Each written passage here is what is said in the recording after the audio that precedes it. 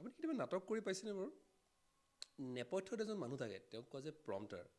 এই প্ৰম্পটাৰে আমাৰ নাটক কৰি থকা ষ্টেজত যিসকলে ডায়লগ দি থাকে তেওঁলোকৰ কাৰণে ডায়লগখিনি সংলাপখিনি ফুচফুচাই কৈ যায়, সেইটো কোৱা হয় প্ৰম্পটিং।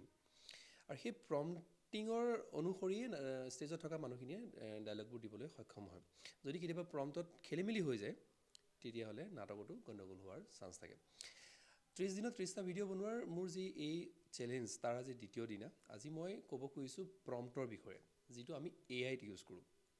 আৰ্টিফিচিয়েল ইণ্টেলিজেঞ্চত আমি সেই নাটকৰ নেপথ্যৰ পৰা দিয়া প্ৰম্পটৰ নিচিনাকৈ আমি কিছুমান প্ৰম্পট দিবলগীয়া হয়, আৰু সেই প্ৰম্পট অনুসৰি AIয়ে আমি বিচৰা বস্তুটো দিবলৈ সক্ষম হয়। আপুনি যি ধৰণে প্ৰম্পট দিব, AIয়ে একজেক্টলি সেই ৰেছপন্সটো দিব। সেয়েহে আপোনাৰ প্ৰম্পটটো স্পেচিফিক হোৱাটো অতিকৈ প্ৰয়োজন। আপুনি কি বিচাৰিছে সেই বস্তুটো আপুনি নিজে বুজি পোৱাটো দৰকাৰ, আৰু সেই বস্তুটো আপুনি প্ৰম্পটৰ জৰিয়তে আপুনি AIক দিব পাৰে, আৰু AIৰ পৰা একেটা ৰেছপন্স, যিটো ৰেছপন্স আপুনি বিচাৰিছে সেই ৰেছপন্সটো পাবলৈ সক্ষম হ'ব পাৰে। এতিয়া এই প্ৰম্পট কেনেকৈ দিব লাগে বা প্ৰম্পট লগত ক'ত দিব লাগে, সেই গোটেই বস্তুখিনি আমি বেলেগ এটা ভিডিঅ'ত ডিছকাছ কৰিম।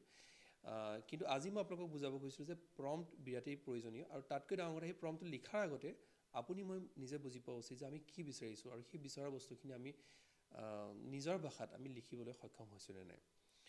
এই ভিডিঅ' বনোৱাৰ যিটো মোৰ জাৰ্ণি, যিটো চেলেঞ্জ মই নিজকে দিলোঁ, তাৰ আজি দ্বিতীয় দিন। কিন্তু মই গম পালোঁ যে অতিকৈ টান।